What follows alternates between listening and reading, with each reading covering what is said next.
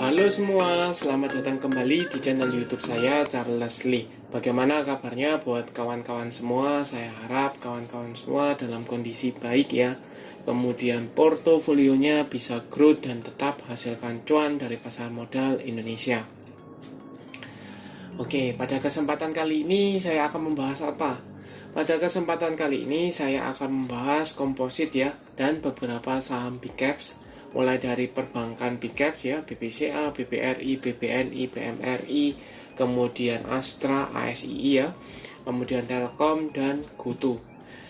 Bagaimana prospeknya, kemudian untuk komposit ya, kemana arah pergerakannya, apakah dia sudah confirm mulai bergerak downtrend ya, kemudian apakah teman-teman mungkin pernah dengar ya, sell on May ya, sell on May, apakah benar di AG atau di Mei ini sebaiknya out dulu dan nanti mungkin bisa masuk kembali itu di Oktober ya, Oktober, November, Desember seperti itu.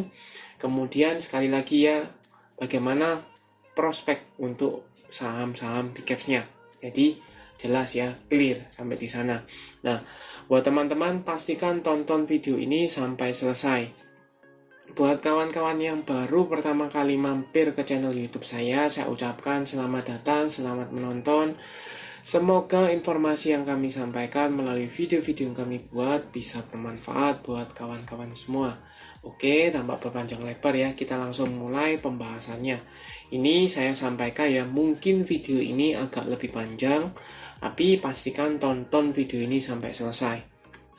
Oke, kita langsung masuk ya.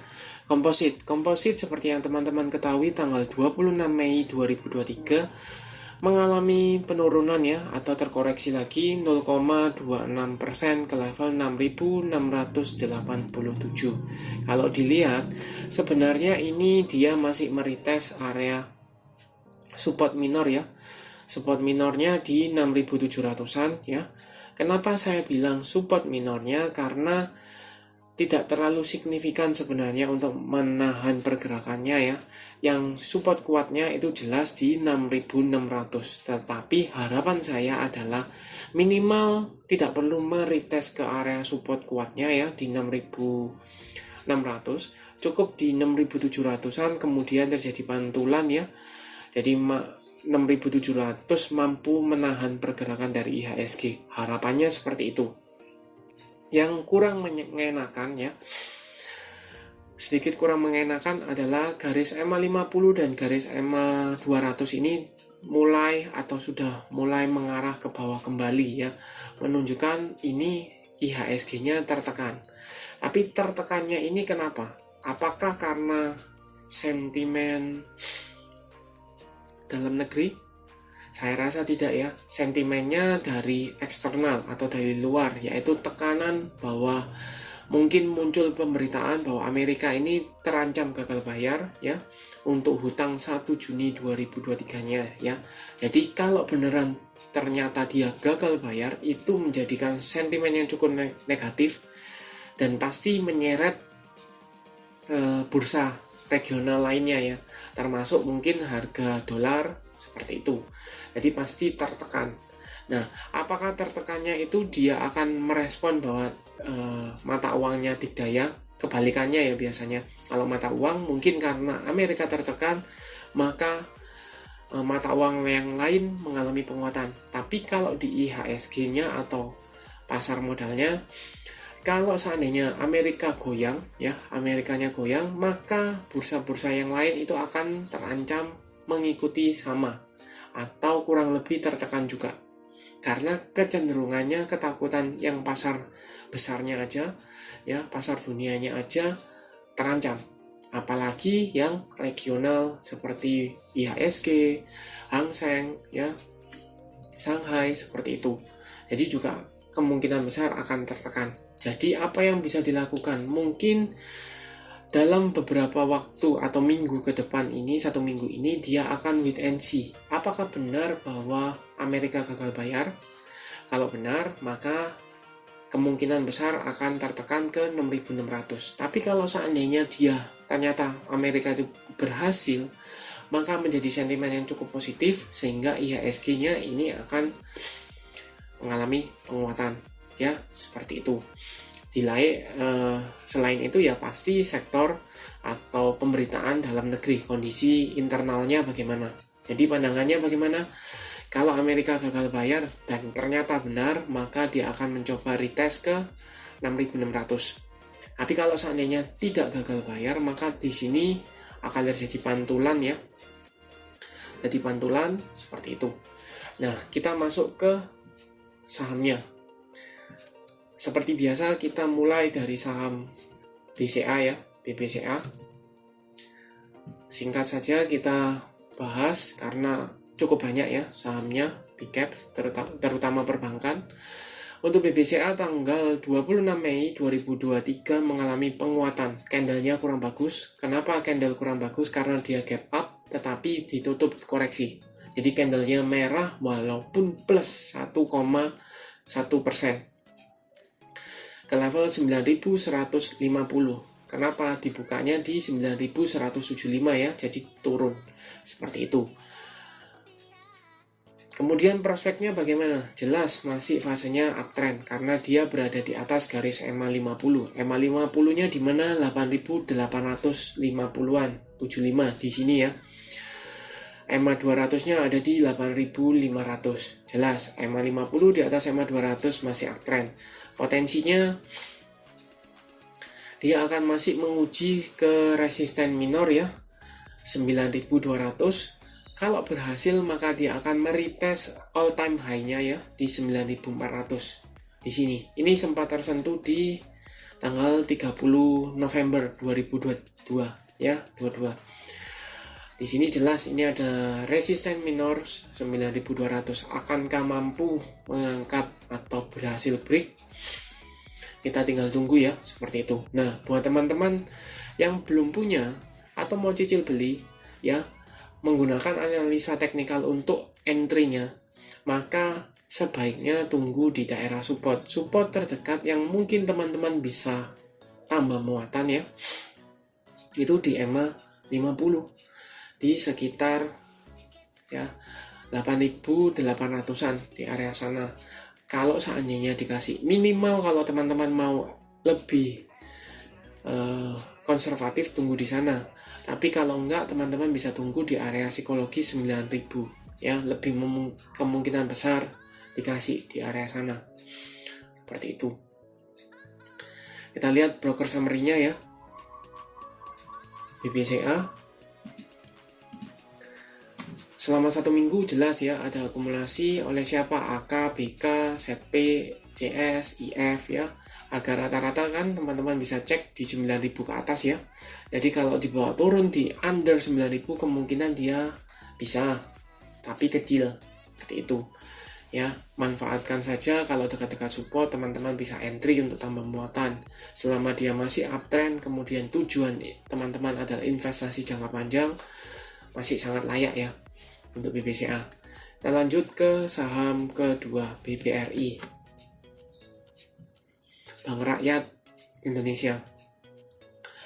Untuk BBRI tanggal 26 Mei 2023 mengalami penguatan ya, 2,28% ke level 5.600. Level 5.600 ini all time high-nya ya. All time high-nya yang terbentuk sebelumnya ya, 2 kali. Dan dengan ini 3 kali ya. 3 kali tersentuh tetapi dia gagal break ya. Masih tertahan di 5.600. Tapi body candle-nya cukup bagus. Kenapa? Opening sama dengan low, high sama dengan close. Jadi body candle-nya cukup bagus ya. Apakah BBR ini akan gap up? Sebaiknya menurut saya jangan, karena kalau gap up ada besar kemungkinan dia harus menutup gap-nya sebelum lanjut rally. Seperti itu ya. Tapi jelas kalau ditanya tren, jelas masih uptrend karena EMA 50-nya di 5.075 ya. Kemudian EMA 200-nya ada di 4.760. Jadi EMA 50 di atas EMA 200 masih fasenya uptrend. Volume relatif rame ya. Garis MACD juga masih mengarah ke atas, mengindikasikan ada akumulasi ya, masih akumulasi. Kita coba pastikan ke broker summary-nya BBRI. 1 minggu jelas ya, masih akumulasi oleh siapa? RX, PD, KZ, DR, AK ya. Seperti itu. Yang jual BB, LG, BK, CC dan CS. Harga rata-rata 5.500-an ya. Jadi jelas karena masih berkutat di 5.500, 5.600, jadi harga rata-ratanya masih di kisaran ini. Ya, jadi jelas masih ada akumulasi. Asing masih masuk ya untuk BBRI. Kita lanjut ke saham ketiga, BBNI. Bank Negara Indonesia ya. BBNI ini cenderungnya tidak begitu bagus. Kenapa? Karena dia dibandingkan BBCA dan BBRI ya, dia berada di bawah garis EMA 50. EMA 50-nya di 9.125 ya. EMA 200-nya ada di 8.900-an.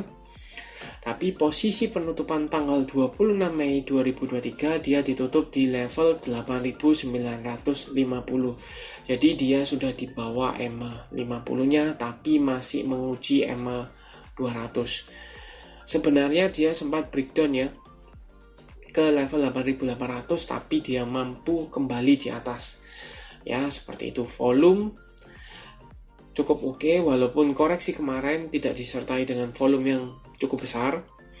Ya, seperti itu. Garis MACD jelas mengarah ke bawah mengindikasikan ada bongkaran barang atau buangan barang seperti itu. Apakah betul? Kita coba cek broker summary-nya. BBNI 1 minggu ya dengan value net, kita coba cek di sini ternyata betul distribusi ya, buangan barang oleh BB, CC, AK, LG dan SK. Yang nampung siapa? ZP, RF, YP, AK dan GR. Ya, harga rata-rata 8988 ya. Jadi sekitar harga sini ya. Harga sini. Jadi sekitar EMA 200-nya. Seperti itu. Buat teman-teman yang belum punya, apakah bisa entry? Mungkin bisa spekulasi buy ya, karena ini walaupun ada buangan barang, seharusnya dia akan masih menjaga, ya, menjaga seperti itu. Atau kalau seandainya teman-teman mau lebih bersabar, selama bongkaran barang atau buangan barang dan tidak ada yang nampung, maka kecenderungannya untuk saham BBNI ini akan tertekan. Kalau tertekan ada kemungkinan dia ke level 8.600, 8.500. Tapi kalau seandainya dikasih ya, karena kenapa? EMA 200 ini sebenarnya dia mampu menahan pergerakan dari BBNI ya. Sekali di sini, 2 kali ya. Akankah ketiga kali ini breakdown atau masih akan lanjut? Jadi teman-teman bisa 2 posisi ya. Mau spekulasi buy di sini juga bisa karena berpatokan dengan EMA 200 atau konservatif.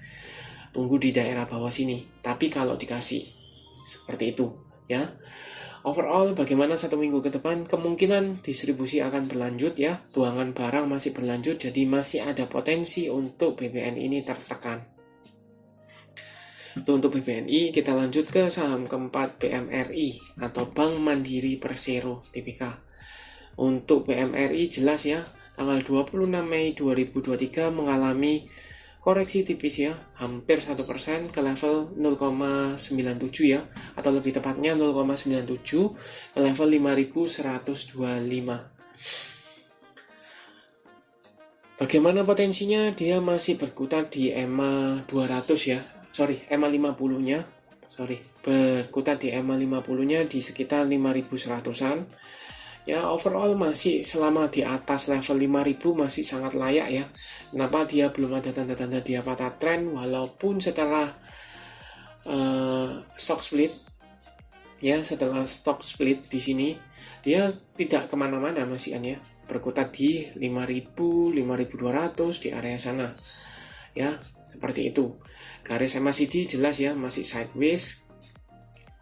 EMA 50 di area 5.100, EMA 200 di daerah 4.800. Jadi masih fasenya jangka panjang ini uptrend, jangka minornya itu sideways. Ya, secara minor sideways. Jadi apakah ini efek dari stock split? Menurut saya iya, jelas, karena biasanya sebelum stock split bandarnya atau market makernya atau asing masih akum ya. Ketika stock split harganya cenderung lebih mudah untuk mengalami penguatan ya. Jadi ada kecenderungan after dari corporate actionnya itu dijual atau mulai didistribusikan ya, seperti itu. Apakah betul? Kita coba cek ya ke broker summary-nya BMRI selama 1 minggu ya. Kita coba cek di sini. Betul ya, tidak ada akumulasi, tidak ada distribusi ya, cenderungnya netral. Yang nampung siapa? Ada YU, RX, ZP, AK, dan UD. Yang jual CC, BK, LG, DX, AU ya. Jadi kemungkinan masih terjadi jual beli ya, jual beli di area sana. Overall tidak ada akumulasi. Asing cenderungnya saya lihat ini harusnya distribusi ya, secara asing ya. Kemarin kita coba cek. Oh tidak, malah akumulasi ya asingnya. Akumulasi RX, ZP, AK, CS, YU, akumulasi yang buang barang CC, BK, DX, kaset, dan BB. Jadi overall bagaimana? Jelas masih berkutat di area sini. Kalau buat teman-teman yang belum punya, mau mengejar untuk investasi, mungkin bisa cicil aja ya di area psikologis 5.000 ya, seperti itu. Kalau mau konservatif tunggu di daerah 4.800-an, tapi kemungkinan kalau saya rasa mungkin di area 5.000 ya. Kalau di 4.800 misalnya teman-teman dapat lebih bagus, teman-teman dapat lebih murah. Cuman menurut saya kemungkinan akan ditahan di level psikologis 5.000 ya, seperti itu. Kecuali kalau misalnya Amerika benar-benar gagal bayar ya, kemudian terkoreksi dalam IHSG-nya ini, maka akan terjadi bantingan ASII ya. Kita lanjut ke saham kelima, ASII atau Astra International Tbk.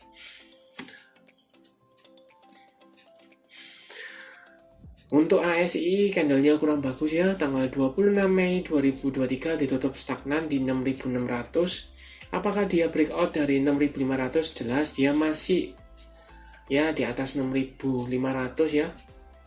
Bisa dikatakan breakout, tapi harganya masih harga tanggung ya. Cenderungnya ini menurut saya, dari kacamata saya, dia hanya menutup gap. Kenapa menutup gap? Karena gap yang terbentuk dari dividend trap-nya ya. Di sini menganga kan, kemudian perlahan-lahan ditutup, sekarang menguji ke area resist sebelumnya yaitu 6.500. Jadi menurut saya belum bisa dikatakan dia breakout, karena takutnya saya bilang breakout ternyata dia besok menguji lagi 6.500 bahkan di bawah, kan sayang, seperti itu. Jadi ini bisa teman-teman pantau, masih bisa teman-teman pantau ya, seperti itu. Kalau garis EMA 50 di area 6.250, EMA 200 ada di 6.150, sudah berpotongan, dan EMA 50 di atas. Ada tanda-tanda dia bergerak uptrend, tapi perlu konfirmasi lebih lanjut ya, seperti itu. Overall, apakah teman-teman bisa entry di posisi sekarang? Teman-teman bisa wait and see dulu untuk ASI ya. Tunggu, apakah dia beneran breakout dari area resist 6.500? Kalau misalnya breakout, mungkin bisa cicil dengan porsi piramid ya, lebih kecil, dikit aja.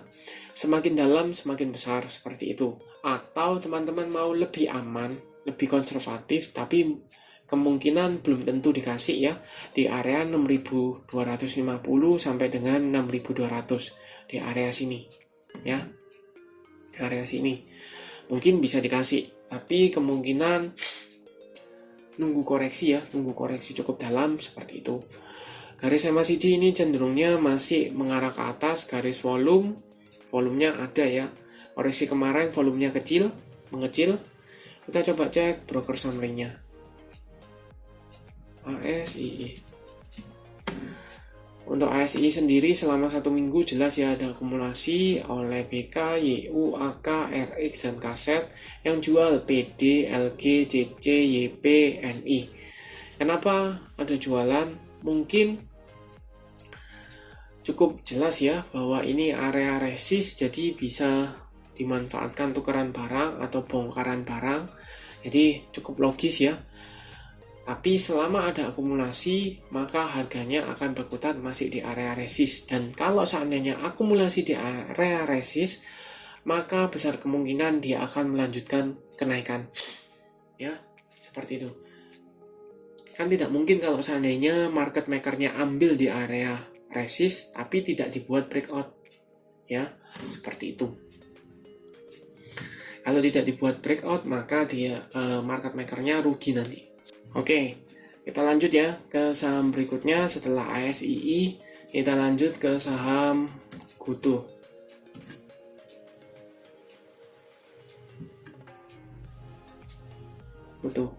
Untuk GoTo sendiri ini tanggal 26 Mei 2023 mengalami koreksi ya, auto reject bawah ke level 104 ya. Ke 104, apakah dia masih menguji EMA 50? Jelas ya, masih menguji EMA 50 di 112 ya, tapi EMA 200 nya masih di atas di 176, jadi fasenya masih downtrend, walaupun secara minor ini mulai sideways ya, dan ada support minor di sini ya, di 103 104. Tapi mengingat dia auto reject bawah, ada kemungkinan bahwa GoTo ini akan breakdown atau minimal menguji support tersebut dan gap down ya, atau di bawah dari supportnya, sehingga teman-teman mungkin kalau mau entry bisa tunggu aja saham GoTo ini di area under 100 atau tunggu aja di 100 lah, seperti itu. Tapi kalau mau karena sahamnya relatif masih downtrend, jadi kecenderungannya belum kemana-mana, malah kemungkinan tertekan, seperti itu. Untuk garis volume, jelas volumenya ada, garisnya masih sideways ya, jangka panjang ini. Mungkin dia akan konsolidasi di range 100-an ini ya, 100-110 ini masih akan berkutat di area sana cukup lama seharusnya. Karena kenapa? Membuat base baru itu tidak segampang ya, tidak gampang, jadi perlu konsolidasi, mungkin ada buangan barang di daerah atas yang cut loss, jadi semakin ke atas ini semakin tertekan. Kenapa? Karena mungkin masih banyak yang nyangkut di daerah atas. Jadi kalau ini dibuat naik gini ya, atau akumulasi lah, kita akumulasi, butuh perjuangan cukup ekstra ya. Kenapa? Karena ini yang nyangkut di daerah atas ini mungkin banyak ya, mungkin banyak. Let's say kalau misalnya teman-teman beli di IPO aja masih minus sekarang. Kalau minus, maka kecenderungannya ketika dia mengalami kenaikan, teman-teman jual ya, kurangi posisi, seperti itu. Sama. Jadi di sini kemungkinan untuk naik ini cukup berat ya, walaupun ada tapi cukup berat, cukup butuh waktu, seperti itu. Nah, apakah bijak teman-teman entry? Tergantung preferensi teman-teman. Apakah teman-teman mau sabar menunggu ya? Karena kenapa? Kalau dilihat dari sisi fundamental untuk GoTo, jelas ada mengalami perbaikan. Kalau sebelumnya dia mengalami kerugian, walaupun masih rugi posisi sekarang atau sudah untung ya, saya agak-agak lupa. Tapi yang jelas kalau ruginya sudah berkurang cukup drastis. Tapi kalau untung pun untungnya belum banyak. Karena kenapa? Itu sesuai dengan komitmen dari manajemen. Untuk Tokopedia ya, Gojek dan Tokopedia, dia akan mengubah orientasinya yang sebelumnya dia ke growth, sekarang mulai mencari profitabilitas. Jadi artinya kalau sebelumnya bakar uang, lebih mayoritas ke bakar uang, mengejar pertumbuhan, sekarang dia mengejar ke profitabilitas. Kalau profitabilitas terbukti ya, saya lupa itu antara untung atau rugi ya, nanti teman-teman bisa koreksi. Tapi yang jelas kalaupun rugi, jelas ada penurunan kerugian ya, jadi kinerjanya membaik. Kalaupun misalnya untungnya dia akan berusaha menutupi dan komitmennya terpenuhi. Tapi dilihat ya, apakah selanjutnya masih akan seperti itu atau bagaimana, masih butuh waktu, teman-teman bisa tunggu ya, seperti itu. Nah, bagaimana untuk broker summary-nya? Untuk broker summary-nya kita coba cek ya, di sini GoTo. dengan value net. Kita bisa cek di sini cenderungnya netral, tidak ada buangan barang maupun akumulasi ya selama 1 minggu. Yang nampung AK, TP, YP, BK, dan AI. Yang jual YU, Kaset, ZP, CC, dan PD. YU ini CMB Niaga ya, underwriternya. Kalau tidak salah underwriter. Jadi teman-teman bisa pantau aja YU ya. Apakah dia bandar? Belum tentu, tapi underwriter dia harusnya punya barang cukup banyak. Seperti itu. Jadi overall Tokopedia atau Gojek Tokopedia, apa yang bisa dilakukan buat teman-teman yang sabar mungkin bisa tunggu di daerah bawah. Cicil aja beli di daerah bawah kalau mau sabar. Tapi kalau tidak sabar, skip, cari saham yang lain. Ya, itu untuk GoTo. Saya kelompatan satu ya, Telkom. Kalau Telkom tanggal 26 Mei 2023 ya, ditutup mengalami kenaikan 0,24%, candlenya sama dengan BPCA, kurang bagus. Kenapa? Karena dia gap up tapi ditutup candle merah karena koreksi tipis. Walaupun overall dibandingkan penutupan kemarin jelas ya masih mengalami kenaikan ya, tipis seperti itu. Overall bagaimana? Overall masih tertahan ya. Kalau untuk Telkom, dia menguji kembali area resist ya 4200 yang sebelumnya berhasil ke break. Sekarang dia breakdown lagi kan di area level 4000, kemudian dia berhasil retest. Sekarang menguji area 4200. EMA 50 dan EMA 200 berdekatan ya di area 4080, 4070. Jadi ini saya bisa abaikan. Kenapa bisa saya abaikan? Jelas di sini support psikologisnya cukup lebih kuat ya. Support cukup kuat seperti itu. Jadi patokannya 4000, 4200. Buat teman-teman yang mau swing trade ya, mungkin bisa manfaatkan ini ya. Spekulasi buy di daerah support, sell on strength di daerah resist 4200. Dan sekarang berada di area resist 4200, maka apa yang dilakukan? Teman-teman tunggu aja ketika dia berada di support. Kalau mau entry bisa entry, jual di area resist seperti itu ya. Sedangkan garis MACD ini masih mengarah ke bawah walaupun secara minor beberapa hari sideways, cenderungnya mulai mereda, bukan sideways ya, cuman mulai mereda. Apakah benar? Kita coba cek ke konfirmasi lah ke broker summary-nya LKM. Untuk Telkom ya, ada akumulasi ya oleh CC, Kaset, LG, DX, dan OD. Yang jual BK, YU, AK, RX, dan GR. Jadi kalau sebelumnya di sini mengalami penguatan, kemudian mulai di area resist jualan sedikit, itu mungkin masih sangat wajar. Ya, tinggal dilihat besok Senin apakah koreksi tanpa volume atau koreksi dengan volume yang relatif kecil ini memvalidasi atau tidak. Kalau saya rasa perlu validasi lebih lanjut ya. Dilihat Senin atau Selasa apakah Telkom ini lanjut naik atau tidak. Kalau tidak maka tunggu aja di daerah support. Kalau naik dia akan meretest area 4200 nya ini ya. Jadi ini area resist. Jadi ketika breakout dia akan meretest dulu, memvalidasi sebagai support. Apakah betul supportnya cukup kuat? Kalau tidak dia akan terjun. Tapi kalau kuat dia akan mengalami pantulan. Jadi kurang lebihnya mungkin seperti ini kalau saya boleh gambarkan ya. Jadi ini misalnya dia ini kan belum valid ya karena tidak ada volume ya, tidak disertai dengan volume. Kalau seandainya dia mampu breakout ya di sini, maka dia akan menguji dulu supportnya, kemudian dia akan lanjut ya sesuai the best case-nya atau situasinya seperti itu. Tapi kalau seandainya tidak mampu ya, dia validasi di sini meretest, gagal dia turun kembali. Ini. Jadi tergantung. Ya, seperti itu.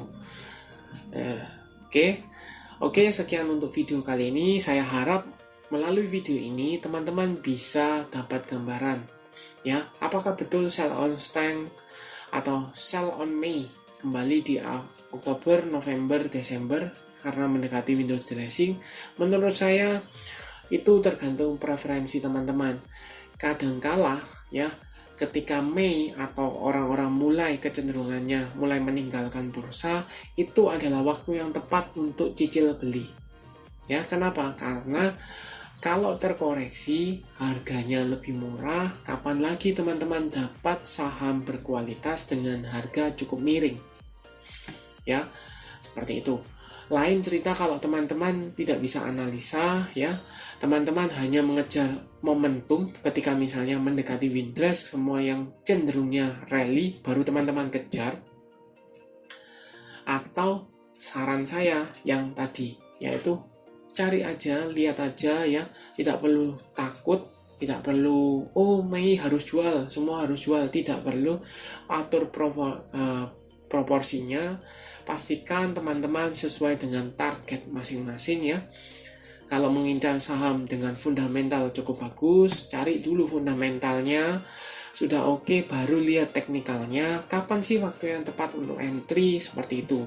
Entry-nya pun cicil beli ya, paling aman seperti itu. Jadi clear ya. Oke, semoga membantu. Sampai jumpa di video analisa saham berikutnya. Oh ya, buat teman-teman feel free